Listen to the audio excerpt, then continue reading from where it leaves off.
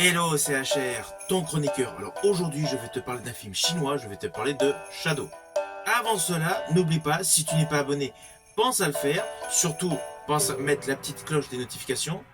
Si tu aimes, like, partage. Let's go. 本无对错。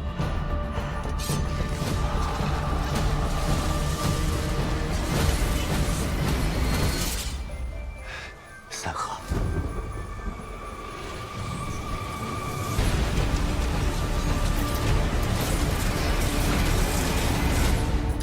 Alors le pitch de base est le suivant. Nous sommes en Chine, plus précisément au 3e siècle, dans l'un des 3 royaumes.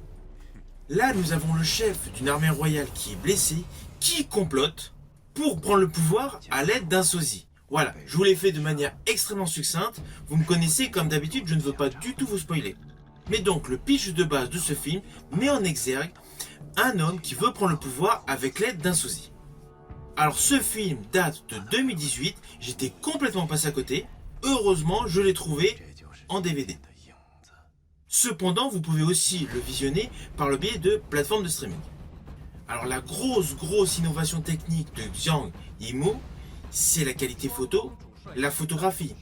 La entièreté du film est pratiquement tournée en noir et blanc. Ce n'est pas vraiment un noir et blanc pur, mais les deux teintes prépondérantes de ce film sont le noir et blanc. Il y a un réel travail sur la colorimétrie. De ce fait, ce film est totalement l'antagoniste du film déjà réalisé par Zhang Yimou en 2016 avec Matt Damon, La Grande Muraille. I fought for greed and gods. This is the first war I've seen. Worth fighting for.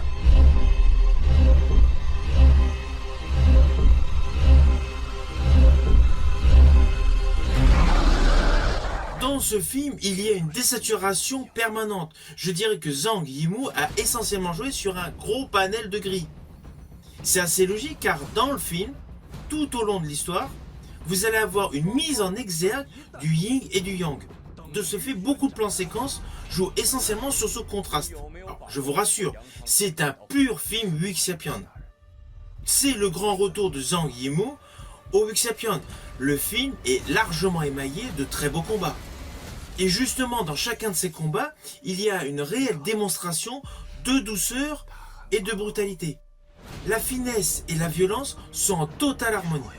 Et il y a des effets visuels extrêmement beaux. Je pense notamment à tous ceux où il y a le contexte qui se déroule sous la pluie. Les combats sont de toute beauté. Alors oui, l'histoire, elle a un petit côté un peu compliqué. Au début, il faut vraiment être concentré. Mais une fois qu'on est pris dedans, on la suit agréablement.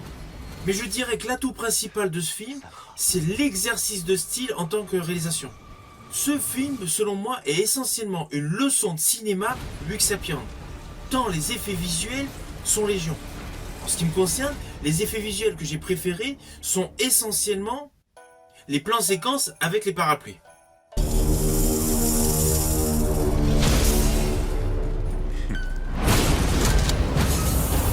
Et naturellement, tous les combats avec les effets de ralenti.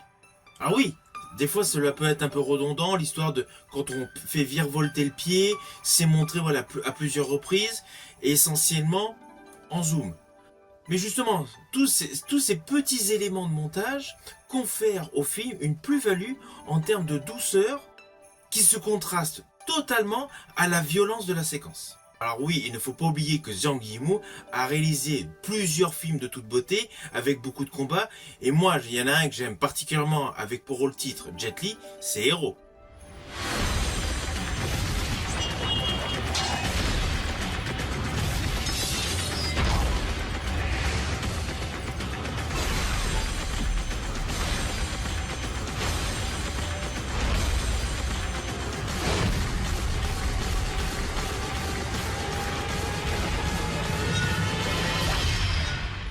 Dans ce film également, les combats sont une pure merveille.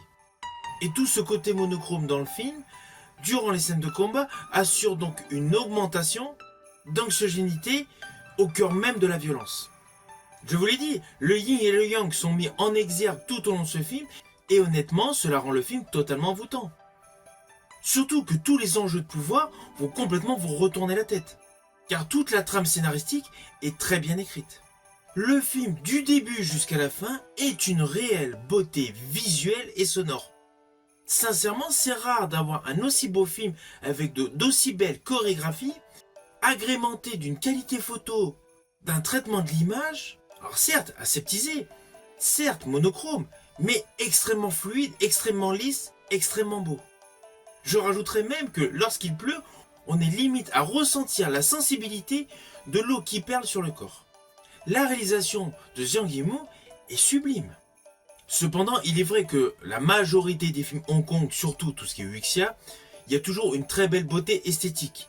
Mais là, ce film de Zhang Yimou est selon moi une perle rare en termes de qualité photo, en termes de beauté.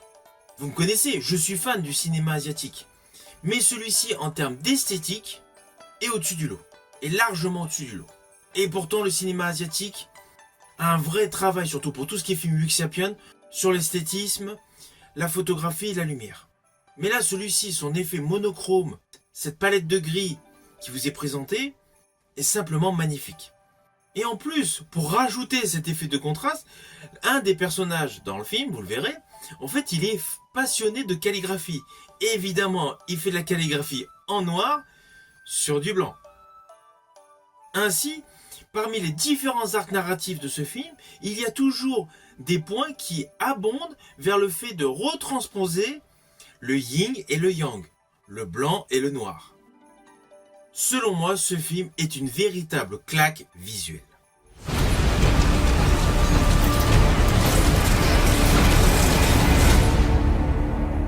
Alors au final, bien évidemment, c'est un film que je vous invite à découvrir. Essentiellement pour la qualité de réalisation, pour le côté étonnant en termes d'esthétisme. Les effets visuels sont de toute beauté, l'histoire est pas mal, c'est un fait. Mais ce que j'ai préféré dans ce film, c'est essentiellement le côté esthétique. C'est un film que vous pouvez trouver par le biais de supports physiques comme moi, DVD ou Blu-ray. C'est un film que vous pouvez également trouver sur des plateformes de streaming et je pense même que vous pouvez le trouver sur YouTube. Si ma vidéo t'a plu, n'oublie pas, petit pouce, pense à partager. Quant à moi, je te dis à bientôt pour une prochaine vidéo.